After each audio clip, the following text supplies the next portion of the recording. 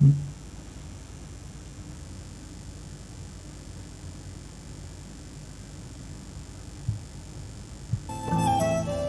านกำลังติดตามรับฟังสถานีวิทยุกระจายเสียงพระพุทธศาสนาแห่งชาติคลื่นเพื่อการศึกษาพระพุทธศาสนาและวัฒนธรรมระบบ FM 104.5 เมกะเฮิรตซ์รายการต่อไปเป็นรายการทนายความพบประชาชนดำเนินรายการโดยทนายสุรชัยอาจินวัตร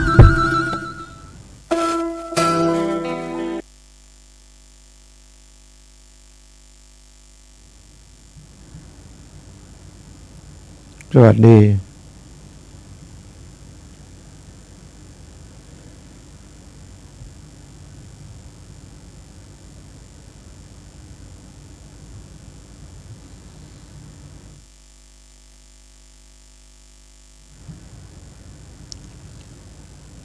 สวัสดีท่านผู้ฟังที่เคารพทุกท่านครับวันนี้วันเสาร์ที่27พฤศจิกายน2564เหลืออีกเดือนหนึ่งก็จะขึ้นปี2565เมื่อเช้าก็ฝนตกอากาศเย็นต้อนรับหน้าหนาวหรือเปล่าไม่ทราบนะครับระมัดระวังดูแลตัวเองเรื่องสุขภาพด้วยครับวันนี้ผมก็นำรายการทนายความพบประชาชนมาพบกับท่านทางสถานีวิทยุวัดฝายหินคลื่น FM 104.50 เมกะเฮิรตซ์ทุกวันเสาร์นะครับ 10 ถึง 11 นาฬิกาโดยประมาณก็พบกับผมทนายสุรชัยอาจินวัตรนะครับก็วัคซีนใครฉีดแล้วถ้าเกิดมีอาการหลังฉีดนะครับที่จริงในหมอพร้อมเขาก็ลงมาสำรวจว่าหลังฉีดเนี่ยประมาณเดือนนึงเนี่ยหรือหลังฉีดมาสักอาทิตย์นึงเนี่ยว่ามีอาการอะไรไหมถ้ามีอาการก็ขอให้กลับไปที่รับการฉีดวัคซีนนะครับเพราะว่ามันมีเกิดอาการอย่างเงี้ยแต่ไม่ได้ว่าแพ้วัคซีนนะแต่ถ้ามันมีอาการยังไงก็แล้วแต่ควรไปหานะที่สถานที่ฉีดวัคซีนฉีดจากโรงพยาบาลไหนก็ไปที่โรงพยาบาลนั้นนะครับเพราะว่าผมเคยเจอมีคนตอนแรกก็ไม่แน่ใจว่าเกี่ยววัคซีนไหมแต่มันอยู่ในระยะเวลานะครับแล้วก็ไปเอกชนก็เลยเสียเงินเสียทองไปเยอะแยะนะครับแล้วก็มันก็เป็นมีอาการที่ปอดนะแต่มันไม่ใช่เชื้อโควิดมันอาจจะเกิดจากอันนี้สันนิษฐานคนเดียวนะครับหมอก็ไม่ได้อะไรเลยไม่ได้บอกอาจจะเป็นเกี่ยวกับวัคซีนที่เรารับไปก็ได้เพราะคนที่ฉีดก็อายุสูงอายุพูดอย่างนี้อย่าไปกลัวนะครับ อันนี้เตือนระมัดระวังเดี๋ยวบอกเลยไม่ไปฉีดเลยนะครับตอนนี้ของลำพูนเขาก็ให้ฉีดไฟเซอร์เข็มที่3เฉพาะที่ลำพูนนะครับเป็นเนื่องจากวันสถาปนากระทรวงสาธารณสุขวันเนี้ยนะครับฉีด walk in เลยนะครับแล้วก็ฉีดวันที่3 ธันวาอีกนะครับที่อื่นน่าจะมีเหมือนกันนะครับผมก็ยังรออยู่ว่าเขาจะให้ผมไปลงทะเบียนฉีดเข็ม3ไหมไฟเซอร์นะครับเมื่อไหร่แต่อยู่ในเกณฑ์ที่ได้รับเพราะว่าฉีดแอสตรามา2เข็มนะครับแล้วก็ต่อไปก็ต้องฉีดไฟเซอร์ผมไม่ได้ติดยี่ห้อนะแต่อันนี้มันเป็นสูตรการฉีดของทางการแพทย์เราก็ปฏิบัติหน้าที่พลเมืองดีนะครับแต่ว่าแม้จะฉีดกี่เข็มก็แล้วแต่ก็ต้องระมัดระวังใส่หน้ากากแต่ในห้องส่งนี่ไม่มีนะแล้วก็ผม ก็ไม่มีเชื้อก็เปิดหน้ากากเพราะว่าเสียงจะได้ชัดเจนเพราะว่านอกจากออกเสียงทางสถานีวิทยุ 104.5 FM เนี่ยวิทยุธรรมดาเนี่ยไม่เห็นภาพ แต่ถ้าเข้าไปที่ YouTube เข้าไปที่ Facebook นะครับวัดไฝหินเหมือนกันก็จะเห็นนะครับได้ยินเสียงได้เห็นภาพออกทาง YouTube ออกทาง Facebook แล้วเดี๋ยวนี้ Facebook เขาก็กำลังจะปรับปรุง YouTube เขาก็กำลังจะปรับปรุงก็ส่งมาก็เลยไม่รู้จะให้อัปเดตยังไงนะก็ตามด้วยอีกอันหนึ่งละมัดระวังนะครับคนที่เขาโลภมากก็แล้วกันเนาะมาหลอกลวงเราอะนะผมไปนั่งเป็นทนายที่ให้คำปรึกษาที่นะครับปรึกษาแก่ประชาชนนะครับไม่ใช่ไปนั่งโรงพักแล้วไปปรึกษาให้แก่ตำรวจนะเพราะว่าโครงการเนี้ยเป็นโครงการรัฐบาลนะเบื้องต้นถือว่าต้นน้ำของความยุติธรรมก็เกิดที่โรงพักนั่นแหละแต่จริงถ้าความคิดผมก็เกิดที่บุคคลนะครับพยายามมีสติอย่าให้มันมีเรื่องมีราวทะเลาะเบาะแว้งกันลักขโมยกันไปข่มขืนใครนะไปเจ้าชู้เมียคนอื่นลูกคนอื่นอย่างเงี้ยไปพูดเท็จไปดื่มสุราเกินสติขาดก็ต้องไปโรงพักเริ่มต้นตรงนั้นก็เลยก็เป็นตามรัฐธรรมนูญของปี60นะการปรับปรุงเร่งรัดอะไรนะครับ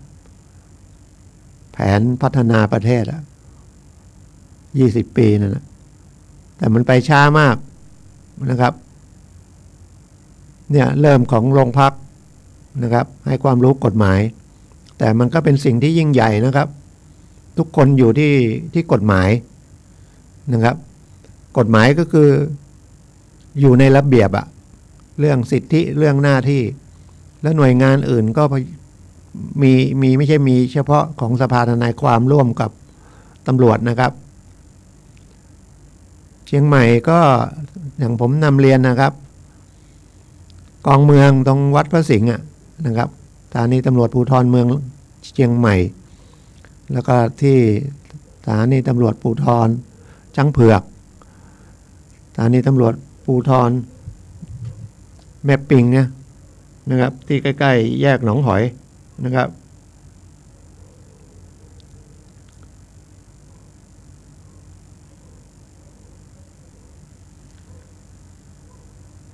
แต่ส่วนใหญ่ไ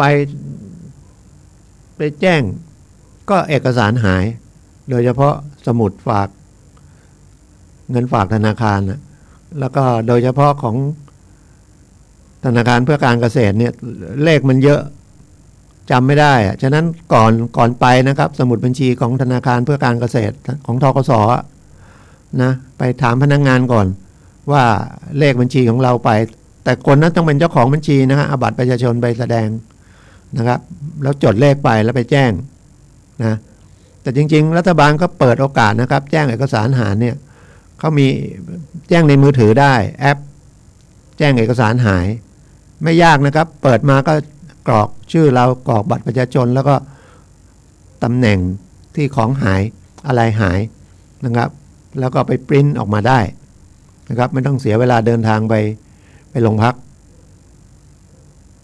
แต่ส่วนใหญ่ก็จะไปโรงพักนะครับเพราะว่า1ไม่ค่อยเข้าใจ2อาจจะใช้เรื่องไอ้อะไรดิจิตอลเนี่ยนะไม่ค่อยถนัดคนไทยไม่มีเด็กรุ่นใหม่นะครับเก่งอย่างผมก็ไม่พยายามใช้เพราะว่าสภาพบังคับทนายวันนี้เขาก็ออนไลน์ผ่านซูมมาจากกรุงเทพนะครับสอนอบรมเรื่องการเลือกตั้งนะซึ่งก็จะเลือกตั้งวันพรุ่งนี้ละอบต.นะครับสมาชิกอบต.ใครมีก็ต้องจริงๆก็ส่งหนังสือมาแล้วนะครับถ้าอยู่ในเขตว่าไปเลือกหน่วยไหนไปเลือกหน่วยไหนเลือกใครมีมาเรียบร้อยถ้าติดขัดอะไรก็แล้วแต่แจ้งเขาสักหน่อยนะครับก่อนวันเลือกตั้งแต่นี่มันมาถึงวันนี้แล้วก็ถัดจากวันเลือกตั้งแต่วันนี้ไป7 วันภายใน7 วันเขียนจดหมายไปก็ได้ ส่งไปที่อำเภอที่คุณอยู่ที่ตั้งของอบตว่าขัดข้องติดธุระด่วนเจ็บป่วยเขาไม่ได้มาตรวจอะไรนะครับ แต่เขียนเลขบัตรประชาชนไปด้วยนะเขาจะได้ไปเข้าว่าเราติดขัดเราเป็นพลเมืองดีไม่นั้นเดี๋ยวจะถูกตัดสิทธิ์นะถูกตัดสิทธิ์หลายประการเหมือนกันนะครับเหมือนกับทำโทษนะครับกฎหมายมันก็มีระบบบังคับคือทำโทษจะปรับหรือเอาไปทำให้เสียอิสรภาพก็คือเอาไปกักขังอะไรเงี้ยหรือตัดสิทธิ์บางอย่างนะครับแต่คงไม่ได้ตัดสิทธิ์ไอ้เรื่องเงินช่วยเหลืออะไรนะแต่มันตัดสิทธิ์เรื่องการไปเป็นผู้นำไปเป็นพ่อหลวงบ้านเป็นกำนันไปสมัครอะไรพวกเนี้ยก็คุณยังไม่ใช้สิทธิ์ในการเป็นผู้เลือกแล้วคุณจะมาเป็นผู้รับเลือกก็ไม่สมควรก็ตัดสิทธิ์ประมาณนั้นนะครับไปเป็นทางเกี่ยวกับการเมืองอาจจะไม่ได้ลงเลือกตั้งแต่มีเกิดพรรคพวกได้รับการเลือกตั้งมาเชิญไปเป็นที่ปรึกษาอะไรพวกนี้ก็ไม่ได้นะครับวันที่28นะครับเลือกตั้งวันนี้เป็นวันสถาปนาวันคล้ายวันสถาปนากรมกระทรวงสาธารณสุขนะครับแล้วก็เรื่องวัคซีนฉีดนะครับไม่ใช่ฉีดแล้วถ้ามีอะไรก็ย้อนไปที่นั่นนะเพราะว่ามันมีเบอร์ของวัคซีนที่ฉีดอยู่นะครับแต่ไม่ใช่ฉีดแล้วไม่ติดแต่ติดรักษาง่ายแล้วก็ไม่เสียชีวิตแต่ไม่ได้ฉีดแล้วเกิดมีโรคประจำตัวด้วยก็มีโอกาสนะครับอาจจะเสียชีวิตนะครับสูงแต่ประเทศไทยก็เสียชีวิตจริงๆไม่ใช่จากวัคซีนนี่ยังไม่มีนะครับฉีดแล้วเสียชีวิตก็อาจจะมีโรคประจำตัวอื่นแล้วรัฐบาลก็ช่วยเหลือนะครับก็เป็นหน้าที่นะครับคนเราก็มีหน้าที่กับสิทธิและหน้าที่อีกหน่วยงานหนึ่งนะครับที่อยากจะนำเรียนท่าน2หน่วยงานก็แล้วกันนะครับเกี่ยวกับกฎหมายยุติธรรมจังหวัดสำนักงานยุติธรรมจังหวัดเชียงใหม่เขาว่ามี3แห่งนะแต่ที่ผมรู้ก็คือน่าจะอยู่ในศูนย์ราชการเข้าไปในมือถือนะครับเข้าไปที่ Google พิมพ์เข้าไปยุติธรรมจังหวัดในเชียงใหม่อยู่ที่ไหนเพื่ออะไรช่วยเหลือเยอะเลยนะครับประกันตัวก็ได้ถูกจับเป็นจำเลยไม่มีเงินประกันก็ประกันขอประกันแต่ว่าต้องดูเหตุดูผลว่าความผิดอะไรนะครับแล้วตัวเองคือที่จะช่วยเหลือก็คือต้องช่วยเหลือตัวเองไม่ได้ก็คือฐานะยากจนแล้วก็การศึกษาน้อยอะไรประมาณเนี้ยแล้วก็ไม่ได้รับความเป็นธรรมการศึกษานี่สำคัญนะครับคำว่าการศึกษาบางทีเราไม่มีโอกาส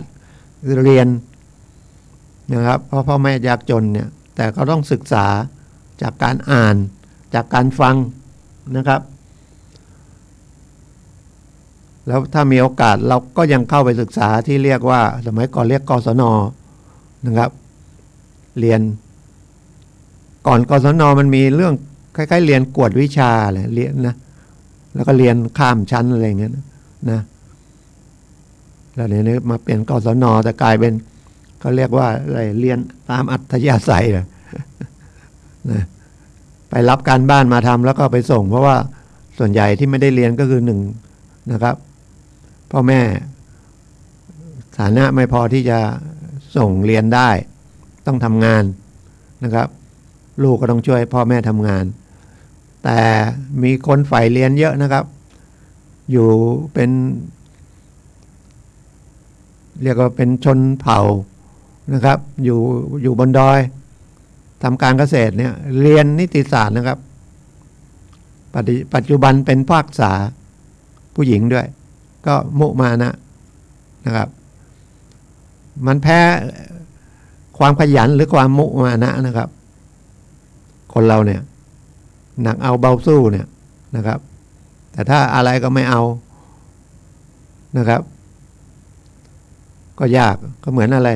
ไม่เอาถ่านเลยเขาบอกถ่านมันติดไฟยากเอาแก๊สเลยแ แก๊สก็ไม่เอาอีก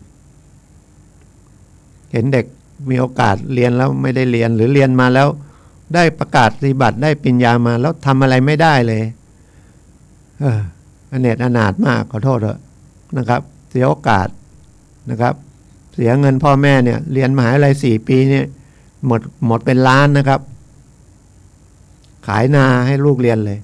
แต่ที่ขยันจริงๆก็ผมก็เห็นมาเป็นตำรวจนะครับเรียนโรงเรียนในร้อยจบมาเป็นตำรวจนะครับหรือไปเรียนทหารจบมาเป็นทหารทุนก็มีนะครับขอให้เราขยันแล้วก็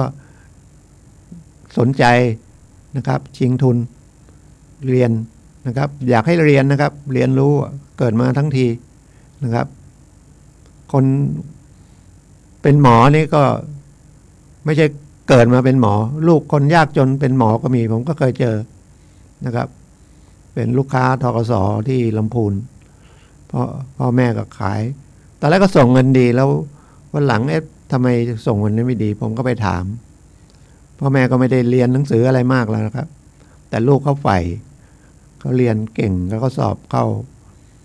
เรียนแพทย์ได้เนี่ยเรียนแพทย์เนี่ยถึงจะได้ทุนหรือไม่ได้ทุนเนี่ยเงินมันเยอะนะครับใช้จ่ายเยอะทุ่มเทก็เลยส่งเงินไม่ได้ติดขัดผมไปถามนั้นไม่เป็นไรนะครับส่งลูกเรียนไปก่อนระหว่างนี้ส่งดอกเท่าที่มีกำลังส่งไม่ได้เดี๋ยวลูกจบมาก็มาใช้หนี้ให้พ่อแม่นี่ได้นะครับเขาเข้าใจกันนะครับเพราะว่าเราเอาเงินไปเราก็มีหน้าที่อย่างน้อยต้องใช้ดอกนะครับแล้วถ้า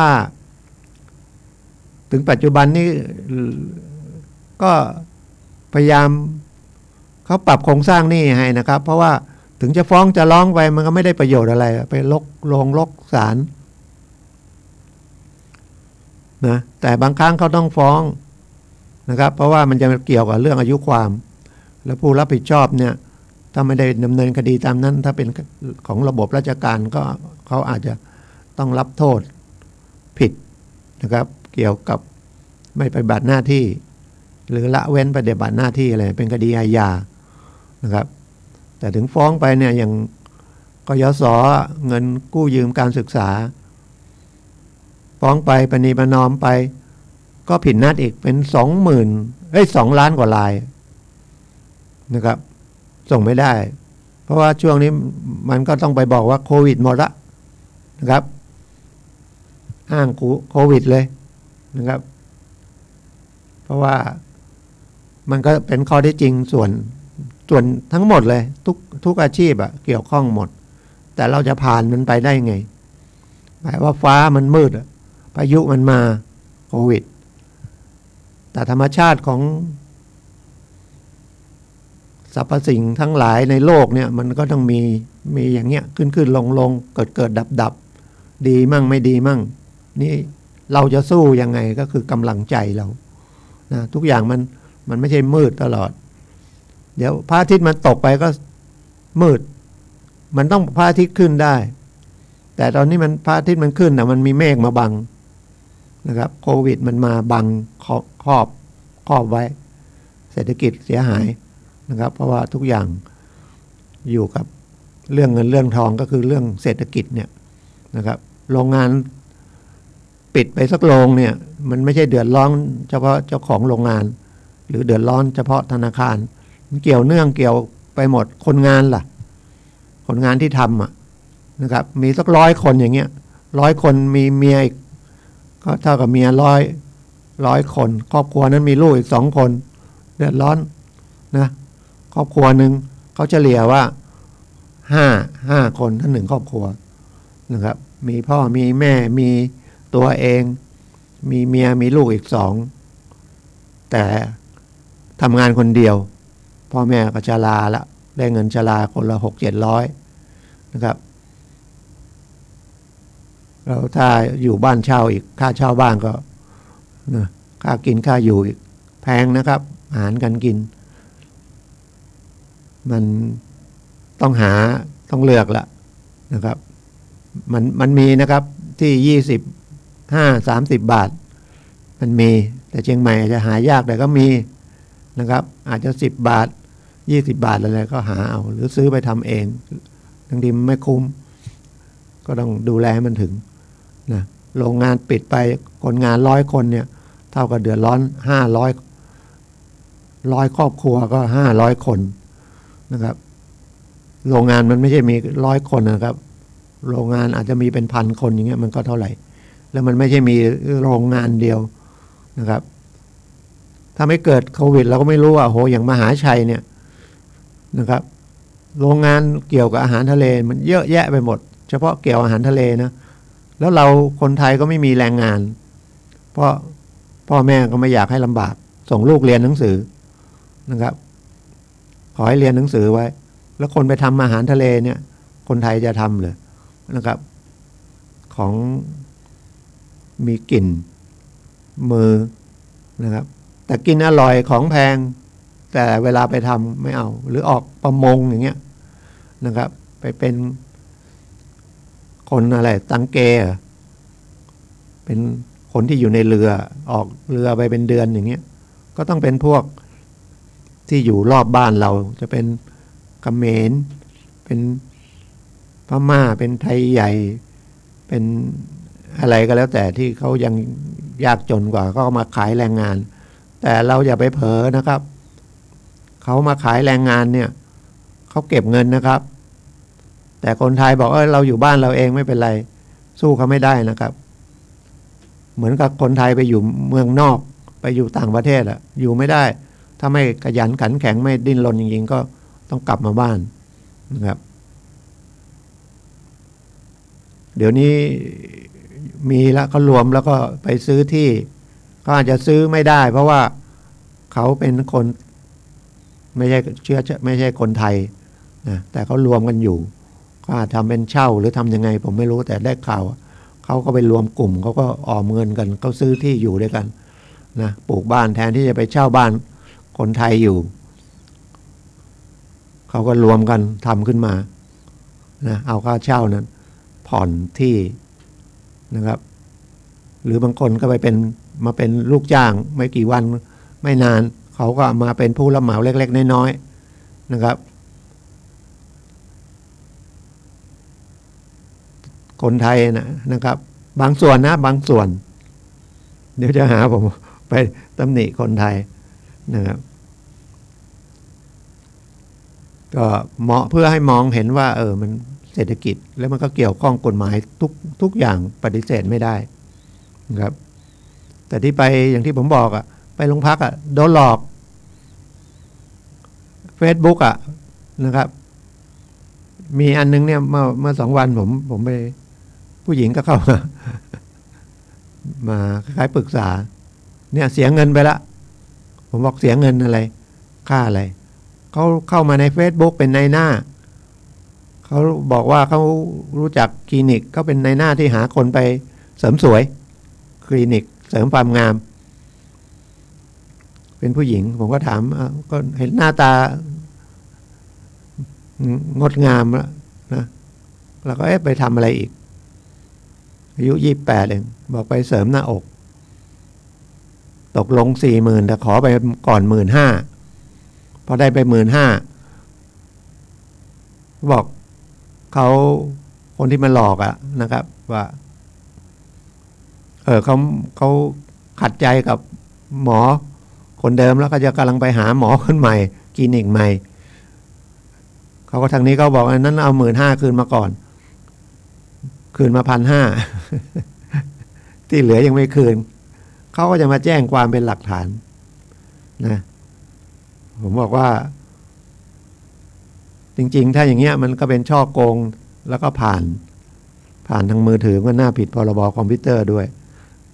แล้วก็ช่อโกงอย่างเงี้ยมันก็น่าช่อโกงประชาชนก็รวมกันมาหรือให้ข้อมูลว่ามันเกี่ยวเนื่องยังไงตำรวจจะได้รับเรื่องแล้วก็ออกหมายนะครับหมายเรียกคนที่มาหลอกลวงเดี๋ยวออกหมายเรียกไปไม่มาเขาออกหมายจับนะครับไม่ออกหมายจับเขาก็ออกหมายน่าจะตำรวจเขาก็จัดการเขาก็ไปบล็อกบัญชีห้ามถอนละก็มาขอร้องคนนี้คนที่เสียเงินบอกว่าไปบล็อกบัญชีเขาเดี๋ยวก็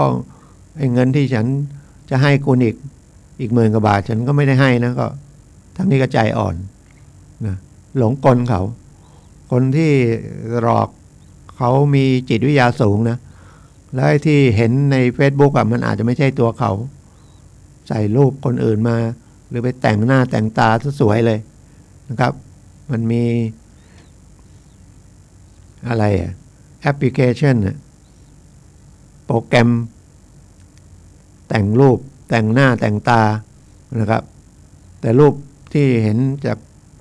ตอนนี้ผมไม่ได้แต่งหน้าแต่งตาเลยนะครับ แต่บางคนถ่ายออกมาแล้วก็ไปปรับแต่งเนี่ยมันก็ทำให้ดูดีขึ้นนะครับน่าเชื่อถือมั่งหน้าอะไรมั่งแล้วก็ไปถ่ายทรัพย์สินบ้านช่องหลังใหญ่อยู่นั่นมีที่อยู่อะไรแน่นอนนะครับไม่เชื่ออย่าเชื่อหรือบางทีเข้าไปเดี๋ยวก็อยากได้ตังค์นะกู้ออนไลน์ 5,000 ไหมไม่ต้องค้ำประกันแต่ขอชื่อรายชื่อเพื่อนเราก็ให้ไปอยากได้ตังค์พอได้มามันไม่ใช่ 5,000 ให้มา 3,500 ที่เหลืออีก 1,500 ก็ไม่ให้นะครับแล้วพอเราบิดพิ้วได้ตังค์มานะครับเพราะเรายังไม่ได้เสียอะไรเนี่ยเขายอมให้เขาก็เอาในหมู่เพื่อนเราเนี่ยประจานออกมาประจานพวกนั้นหมดไว้นะครับเขามีวิธีจะบังคับเราให้ได้มันนั้นเขาไม่กล้ามาปล่อยเงินกู้ผ่านออนไลน์หรอกนะครับแล้วบางทีก็เป็นคนต่างประเทศนะครับไม่ได้อยู่ในประเทศไทยด้วยนะครับแต่บางทีก็ใช้จ้างคนไทยเนี่ยอย่างเมื่อ 2-3 วันนี้ก็โดนจับนะโดนจับก็คนไทยโดนจับนะครับมีคอมพิวเตอร์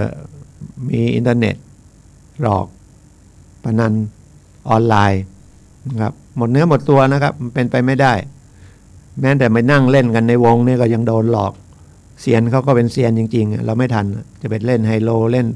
ปอกเด้งถ้าเล่นกันเองเพื่อนฝูงกันบางทีเพื่อนฝูงก็ยังโกงเรานะเล่นในหมู่ญาติเราก็นะพี่น้องบางทีก็โกงเรานะเราว่าเล่นสนุกมันไม่สนุกแล้วมันจะเอาเงินกันจริงๆนะครับทุกคนก็มีความโลภนะครับแต่ว่าให้มันพอสมควรนะครับพอสมควรนะมันความอยากเนี่ยมันก้ำกึ่งเนาะถ้าอยากแล้วมันไม่ผิดศีลธรรมเนี่ยนะครับอยากไปเถอะไม่เป็นไรหรอกศีล 5เนี่ยอยากแล้วไปทำอาชีพอะไรก็ได้นะครับมันไม่ผิดศีลธรรมนะครับทำเถอะเดี๋ยวจะบอกไม่ให้อยากเลยคนพูดยังอยากเลยอยากได้ตังค์นะใครก็อยากได้ตังค์จริงๆมันไม่ใช่อยากได้สตังค์หรอกสตังค์มันมาทดแทนความทุกข์เราไงหิวข้าวไม่มีตังค์ก็ทำไงนะครับเดี๋ยวนี้น้ำมันก็แพงนะครับเดี๋ยวนี้ผมวิ่งสมัยก่อนกิโลนึงประมาณบาท60 บาท 70เดี๋ยวนี้2 บาทแล้วนะครับผมวิ่งมานี่ไปกลับประมาณ50-60 กิโลผมก็ต้องจ่ายนะครับค่าน้ำมันละ100อันนี้ไม่ได้พูดแล้วทวงนะเปรียบเทียบง่ายๆนะครับหรือมาทานอาหารอย่างเงี้ยนะครับ40-50 บาทนะครับตัดผมก็120แล้วนะครับผู้ชาย80-90ซื้ออาหารก็40-50นะครับคนหนึ่งวันหนึ่ง100อยู่ไม่ได้นะครับนะถ้า100ก็ 3,000 เนี่ย 3,000 อยู่ไม่ได้อย่างน้อย 200-300นะครับอันนี้ยังไม่ได้มีค่าเช่าค่าน้ำค่าไฟน้ำดื่มนะเรายังต้องซื้อน้ำกินซื้อน้ำใช้ไม่พอก่อนซื้อน้ำประปาเขาบอกกินได้แล้วก็พอหลังจากที่มันมีน้ำขวดเราว่ามันบริสุทธิ์ไม่บริสุทธิ์เราไม่รู้นะครับมันเสียค่าโฆษณาค่าขนส่งค่าอะไรขวดนึงตั้งหลายบาทแต่กินในร้านอาหารก็10 บาทแต่ซื้อยกแพ็คมันก็อาจจะ5-6 บาท นะครับ แล้วเดี๋ยวนี้ไม่พอเขามีน้ำวิตามินอีกนะครับขวดนึงตั้งประมาณ17 บาทอะนะครับ600 cc นะผมก็ลองซื้อดูนะมันบอกผสมวิตามิน B วิตามิน C ก็มีกลิ่นหน่อยอ่อนๆมันจริงไม่จริงก็ไม่รู้มันอาจจะจริงก็ได้มันผ่านอย.ไม่ได้แต่ถามเราต้องกินอย่างนั้นไหมหรือบางทีน้ำแร่อย่างเงี้ยนะบอกว่าเป็นน้ำแร่จริงๆมันก็เป็นแร่น้ำ ขวดเท่าไหร่นะบางคนไปพักโรงแรมหยิบเอาน้ำแร่มานะขวดหลายร้อยนะครับ หรือถ้าซื้อกินเองข้างนอกก็วันนั้นไปเดินทางไปกรุงเทพไปทางเครื่องบินก็เข้าสนามบินเชียงใหม่ก็ลองเข้าไปที่ครัวการบินไทย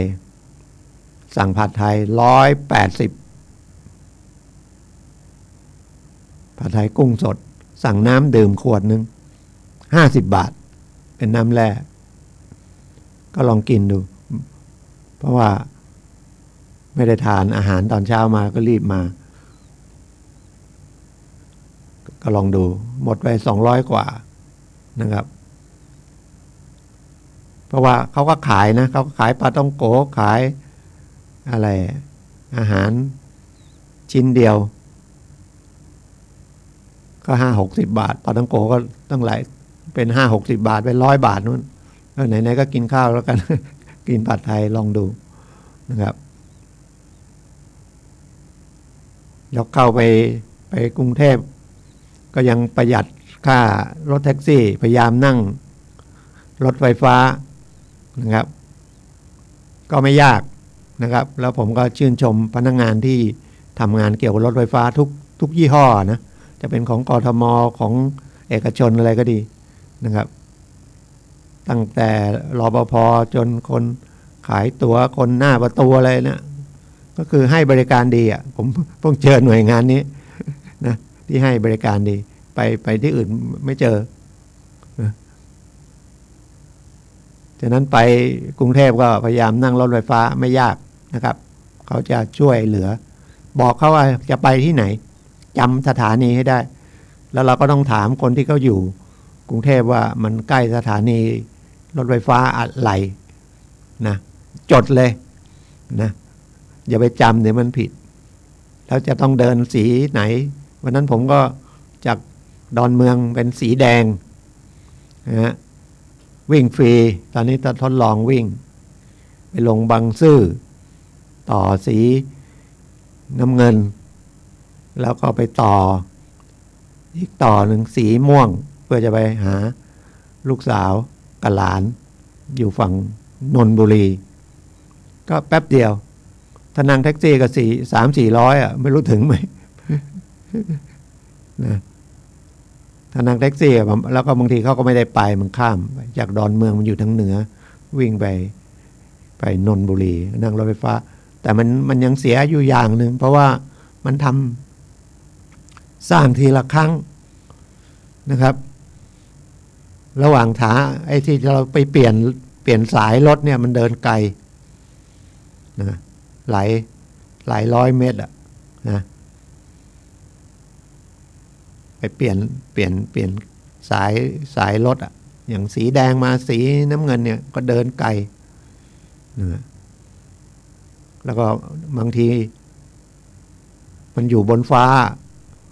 อยู่ใต้ดินก็มีอยู่ใต้ดินไม่เป็นไรเดินลงอยู่บนฟ้านี่จากดอนเมืองเดินขึ้นไปต้องประมาณตึก 4-5 ชั้นนะแล้วผมก็ไม่ได้สังเกตว่ามันมีบันไดเลื่อนมีลิฟต์อะไรเงี้ยเราเห็นบันไดเราก็เดินเลยนึกก็ขึ้นไปสักชั้น2 ชั้นขึ้นไปทั้ง 4-5 ชั้นนะ40-50 ขั้นนู่นนะลากกระเป๋าไปอีกก็เป็นบทเรียนนะครับไปทำคดีมรดกให้เป็นผู้จัดการมรดกให้ของเพื่อนนะครับก็ทางศาลแพ่งก็จัดเป็นห้องที่บ้านเลย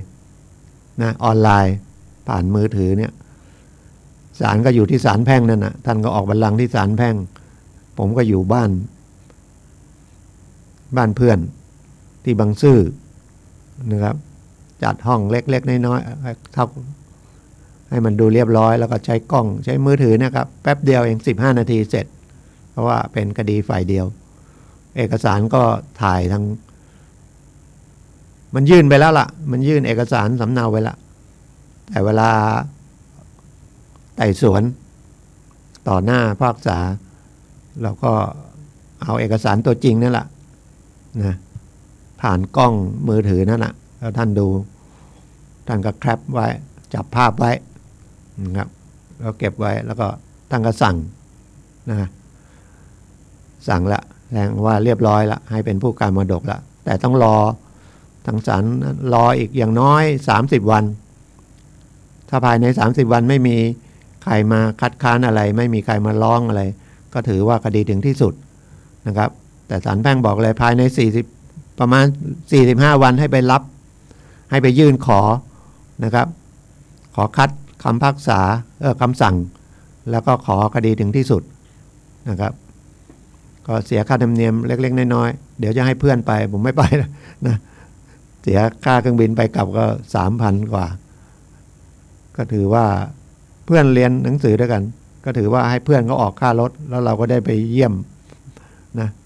เราก็ไม่เรียกค่าทนายนะให้เขาออกค่าใช้จ่ายนะค่าเดินทางให้เราก็ไปเยี่ยมลูกเยี่ยมหลานนะถือเป็นอย่างนั้นก็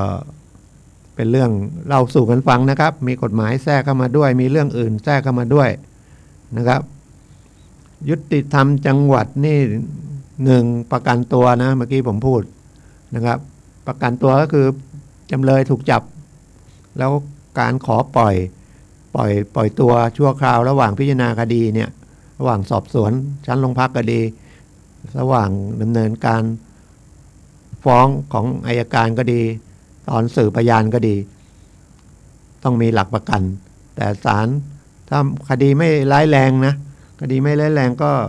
ก็จะปล่อยโดยใช้คนแล้วก็พี่น้องมาประกันได้ว่าไม่หลบหนีนะครับถ้าเราเป็นลูกแล้วก็เอาพ่อแม่เรามาแล้วก็1ก็คือมีที่อยู่หลักแหล่งแน่นอนมีอาชีพแน่นอนอย่างเงี้ยศาลโดยมากก็จะปล่อยนะครับปล่อยแล้วอาจจะใช้กำไรข้อเท้า EM ไม่ใช่ปุ๋ยนะ Electronic Modeling ติดตามตัวนะถ้าไปทำงานก็ไปทำงานได้แต่กลางคืนเนี่ยต้องอยู่ในบริเวณบ้านก็จะตั้งไว้อย่างนั้นตั้ง GPS ตั้งอะไรจับได้จับไว้จับภาพจับอะไรได้จับการเคลื่อนไหวของเราได้ครับก็พยายามอย่าให้มันมีเรื่องขึ้นศาลเลยนะครับหรือขึ้นโรงพักเลยนะครับมันเครียดหรือใครไม่เครียด จะเป็นผู้เสียหายก็เครียดถูกหลอกไปแล้วจะได้เงินคืนไหมไอ้คนที่หลอกเข้าไปก็เครียดจะติดคุกกี่ปีอันนี้ไม่ได้คิดก่อนที่จริงถ้ามันคิดก่อนมันก็ไม่เครียดนะครับอันนี้ไปทำไปแล้วตอนทำก็บอกไม่มีใครรู้ไม่มีใครเห็นตำรวจจับไม่ได้นะครับประกันตัวหรือจะฟ้องก็ตั้งทนายฟ้องให้ตั้งทนายแก้ต่างถ้าแก้ต่างจำเลยถ้าในคดีแพ่งศาลไม่ตั้งให้นะครับศาลตั้งให้เฉพาะคดีอาญานะครับถ้าจะเป็นคดีแพ่งก็ต้องมาที่สำนักงานยุติธรรมจังหวัดทำให้นะครับหรือไกล่เกลี่ยตอนนี้ประเทศไทยก็พยายามจะใช้ระบบไกล่เกลี่ยแต่ว่ามันจะเกิดขึ้นได้หรือมีผลได้อยู่ที่คู่ความอยู่ที่โจทย์จำเลยอยู่ผู้เสียหายกับนะครับผู้ถูกทำให้เสียหายนะครับออกมาเป็นพระราชบัญญัติเลยนะครับไกล่เกลี่ยก็ไปที่ยุติธรรมจังหวัดเนี่ยสำนักงานยุติธรรมจังหวัดนะไม่ใช่ศูนย์ดำรงธรรมนะครับ ศูนย์ดำรงธรรมก็รับเรื่องราวที่เราไม่ได้รับความเป็นธรรมเหมือนกันนะแต่เขาก็จะส่งหน่วยงานที่เกี่ยวข้องนะครับดังนั้นเราไปที่โดยตรงๆเลยนะครับไปที่จูงมือกันไปไกล่เกลี่ยที่ยุติธรรมจังหวัดก็ได้นะเรื่องที่ดินเรื่องมรดกเรื่องบุกรุกเรื่องอะไรที่มันคดีเล็กๆน้อยๆอ่ะคดีขึ้นศาลแขวงคดีที่ยอมความได้นะครับหรือแม้ไม่ยอมความได้ก็ไปคุยก่อนว่าเรื่องยังมันจะบรรเทายังไงจริงๆก็ที่โรงพักก็ไกล่เกลี่ยได้นะครับไกล่เกลี่ยได้ไม่ต้องไปเสียเวลาขึ้นศาลเสียเงินเสียทองเสียเวลาทำมาหากินเครียดอีกนะครับก็เป็นงานที่เกี่ยวกับกฎหมายที่ประชาชนต้องไปเกี่ยวข้องก็ไปที่ยุติธรรมจังหวัดนะครับแนะนำเพราะว่าบางคนก็อาจจะไม่รู้บางคนก็เพราะว่าการประชาสัมพันธ์เนี่ยถ้าเราไม่สนใจเนี่ยมันจะไม่รู้น้อยนะครับไม่ได้ไปผมก็ไปนั่งนะไปนั่ง2 วันไม่มีใครมาสักคนจริงๆอยากให้มาถามนะครับทนายอยากให้ถามเพราะว่าจะได้ตื่นตัวอยู่ตลอดว่าเราต้องมีความรู้ไปให้ความรู้เขาหรือบางทีมันเป็นเรื่องใหม่ๆไม่รู้เราก็จะได้ไปค้นคว้ากฎหมายออกมาเยอะเลยนะครับใหม่ๆเนี่ยอย่างขายฝากอย่างเงี้ยนะก็ออกกฎหมายใหม่นะครับต้องแจ้งนะครับจะครบกำหนดแล้วต้องแจ้งแล้วบิดพิ้วไม่ได้สมัยก่อนก็ถ้าบิดพิ้วเนี่ยนะครับวิธีแก้มันมีว่ากฎหมายใหม่ออกมาหมายว่าคุณถึงเวลาครบกำหนดแล้วคุณมีเงินจะไปถ่ายถอนแล้วถ่ายถอนที่ดินไหนก็ได้นะครับไม่จำเป็นที่ดินที่ไปทำเพราะว่าบางทีมันเดินทางไม่ทันแล้วรู้ตัวที่หลังนะครับเข้าไปยื่นก่อนนะหรือเอาเงินไปวางที่บังคับคดีก็ได้นะครับถือว่าไม่ขาดแล้วก็บังคับเจ้าหนี้ให้แจ้งด้วยนะครับถ้าไม่แจ้งมันก็จะเวลาเนี่ยมันจะเลื่อนไปอีก6 เดือนนะครับแล้วก็มันมีเรื่องที่ดินเกษตรนะครับก็มีกฎหมายว่าถึงจะขาดแล้วอะไรเนี่ยพืชผลก็ต้องได้หรือบ้านนะครับก็ครอบคลุมศึกษาอันเนี้ยมันพูดยังไงก็ไม่หมดเยอะแยะไปหมดอะแต่เราต้องนึกว่าทุกอย่างเพื่อประชาชนนะครับอย่างถ้ามันมีเรื่องขึ้นมานึกถึงใครไม่ได้ก็อย่างที่ผมบอกนะไปที่โรงพักมีทนายนั่งทุกวันเสาร์อาทิตย์ก็มีนะครับถ้าวันธรรมดาไปที่ศาลนะจะเป็นศาลแขวงก็ดีศาลจังหวัดก็ดีศาลวชนครอบครัวก็มีนะครับหรือโทรมาหาผมก็ได้นะบอกเบื้องต้นให้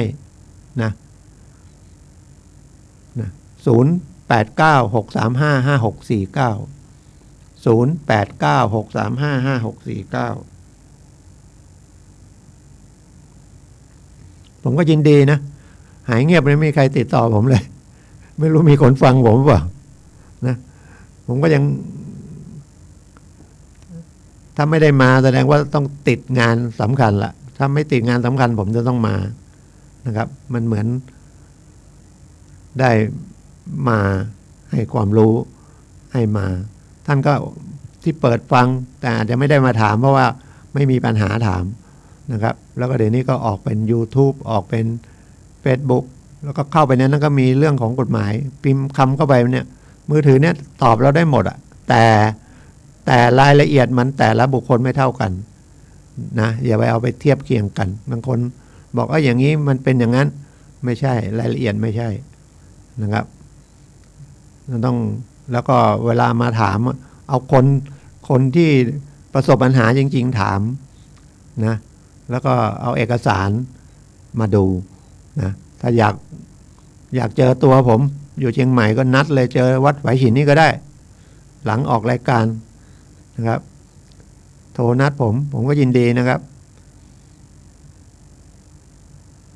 บางครั้งบางทียังนัดที่อื่นนะผมก็ยังไปคุยให้อะไรให้นะครับถ้าอยากเจอจริงๆนะนัดกันห้างก็ได้ห้างบิ๊กซีอะไรพวกนี้นะครับไม่ต้องไปร้านกาแฟเลี้ยงกาแฟผมแล้วนะครับ ไปที่บิ๊กซีนั่นนะมันมีที่นั่งก็ได้แต่ดูด้วยนะบางทีมันเป็นแหล่งโควิดหรือเปล่าตอนนี้ระบาดมันเริ่มมาอีกแล้วนะครับแต่ก็ต้องดูนะว่าคนเนี้ยใช่ไหมไม่ใช่หลอกผมไปนะฉะนั้นคุยทางโทรศัพท์มันก็ปลอดภัยไปอย่างหนึ่งแล้วก็ผมจะได้แนะนำต่อไปว่าเป็นยังไงนะครับไม่ใช่มาหาลูกความหาอะไรได้นะครับเดี๋ยวผมว่ามาถือโอกาสตรงนี้โฆษณาความรู้ผมก็มีเล็กๆน้อยๆนะครับเบื้องต้นคุยได้นะหรือจะไปที่สำนักงานทนายซึ่งมาเปิดเยอะแยะเลยนะครับไปที่สภาทนายความก็ได้เดี๋ยวนี้เขาย้ายไปจากแยกหนองหอยนะครับสภาทนายความก็ไปอยู่ตลาดอ้อมเมืองเส้นที่จะขึ้นสะพานดอนจันทร์อยู่ซ้ายมือนะครับเส้นออกเมืองถนนสายสนามบินนี่แหละนะครับมหิดลเนี่ยเส้นที่จะวิ่งสนามบินสนามบินดอนจันทร์นั่นแหละนะอยู่ที่กาดอ้อมเมืองก็คุยหรือที่สำนักงานทนายเยอะแยะนะครับเข้าไปขอคำปรึกษาได้ถามก็เลยผมมาปรึกษาคิดเงินผมไหมถ้าคิดเงินคิดยังไงถ้าเราจะได้บริการยังไงหรือถ้าเป็นคดีคุยแล้วเป็นคดียังไงเราได้เตรียมเงินมาให้นะถึงไม่มีเงินก็ไปคุยเข้าไปคุยได้มันไม่นะว่าไม่บอกจะเก็บตังค์เลยจะเอาเงินไว้ไม่มีแล้วก็ถอยออกมาแล้วก็ออกไปนะครับแต่จริงๆถ้าไปที่โรงพักนะครับ ทุกวันนะครับมีถ้าศาลดูด้วยวันทำงานนะแล้วเดือนหน้าก็หยุดเยอะนะครับ ระวังวันหยุดแต่ที่โรงพักเนี่ยทนายก็ไปนั่งไม่มีวันหยุดนะจะเป็นวันอะไรก็แล้วแต่ช่วงกลางวันนะครับเอาว่า9 โมงถึง3 โมงครึ่งแล้วกันนะครับเดี๋ยวเช้าไปทนายยังไม่ไปหรือบ่ายทนายอาจจะมีอะไรออกไปก่อนนะครับนะ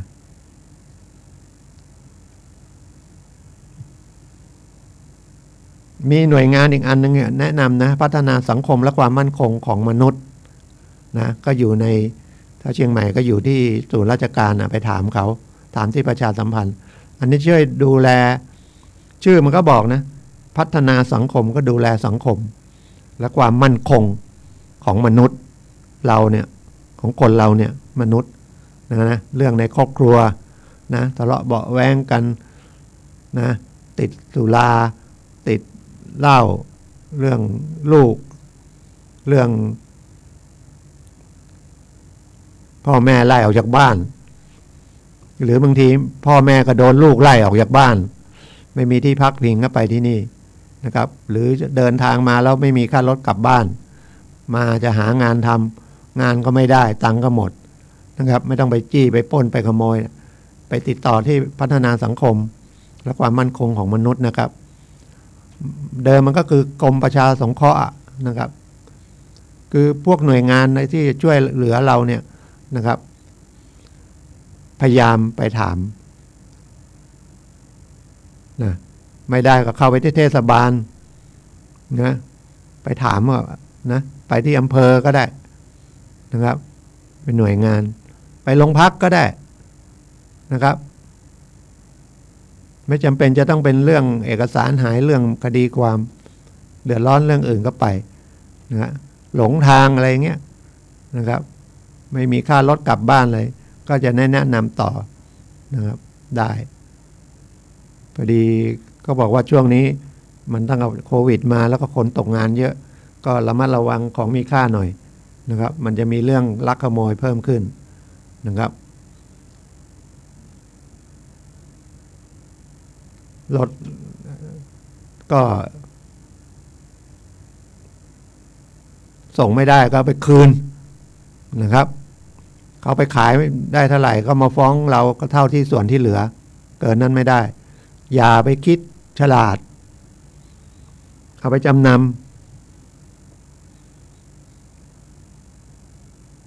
เอาเงินมาก้อนหนึ่งอันนี้มันดีๆมันผิดกฎหมายเลยนะอาจจะเป็นข้อหายักยอกเพราะว่าเขาไม่ได้ลดคืนถ้าเราส่งไม่ได้เอารถไปคืนเลยหรือเราจะเลี่ยงกฎหมายส่งเดือนเว้นเดือนก็ได้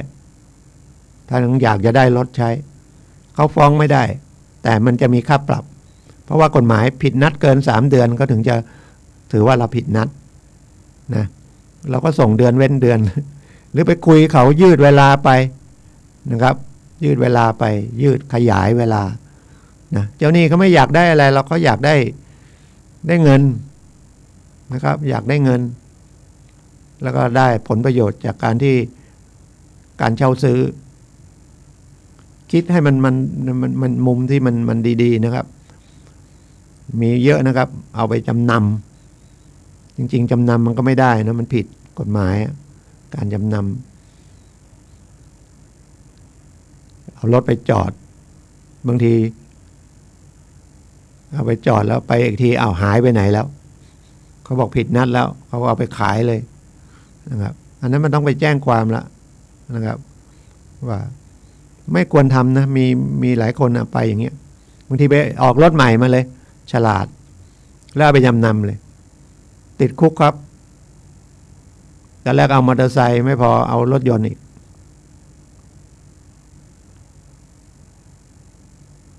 แต่จริงๆมันต้องตามไป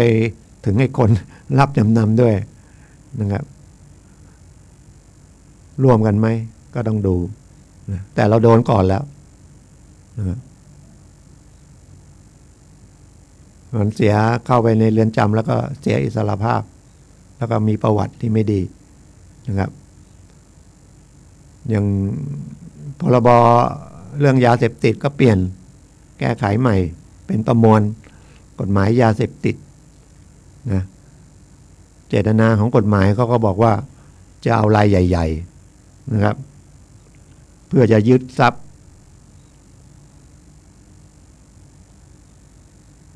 มันเอาไปขายที่ไหนเขาผ่านประเทศไทยไปขายต่างประเทศแล้วเปล่าหรือคนไทยกินยาบ้า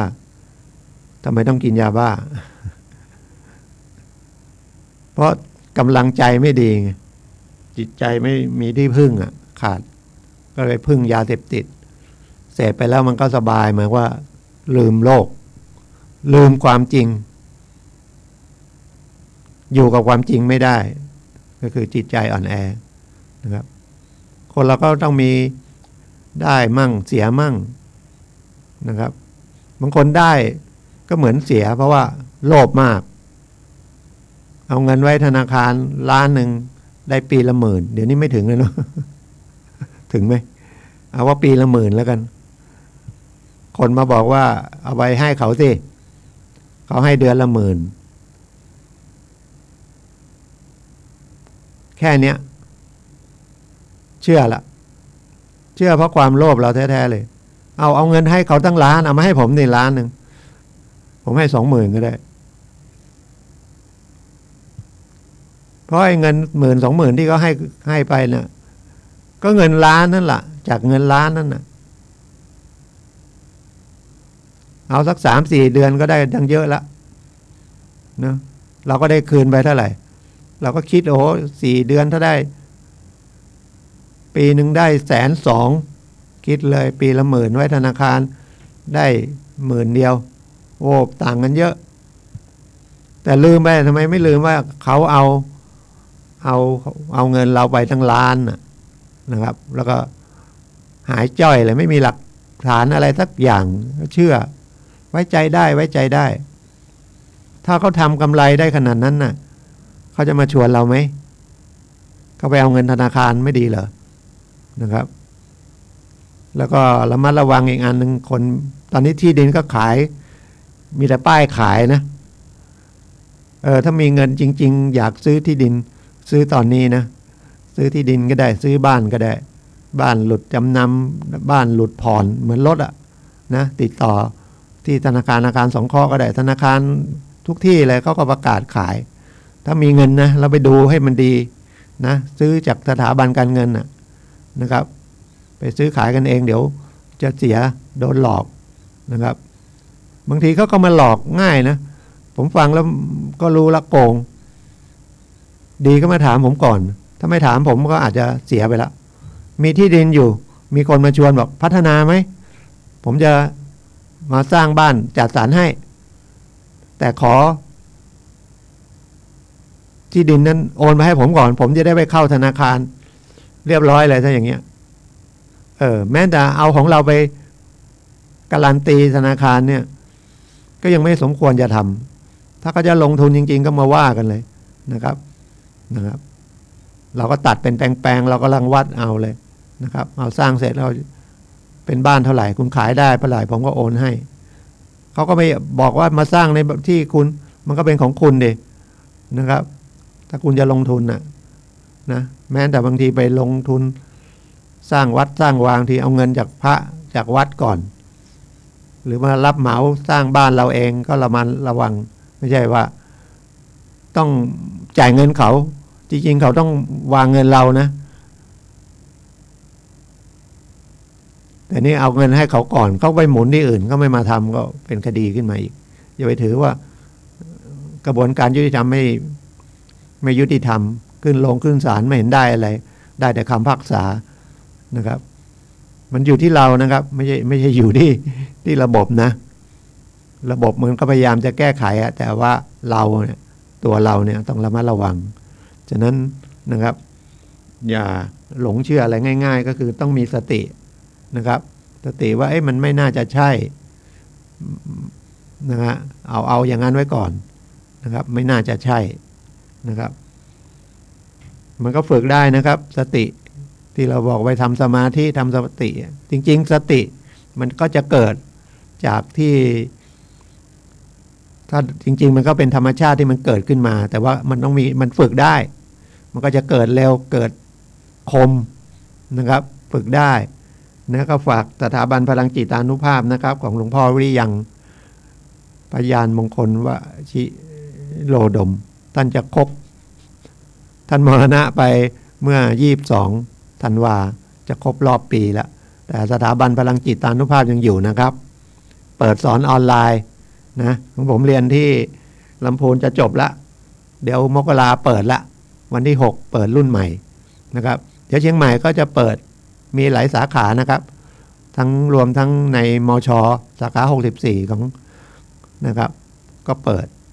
นะครับออนไลน์ง่ายๆนะครับผ่านแอปผ่านไลน์นี่แหละ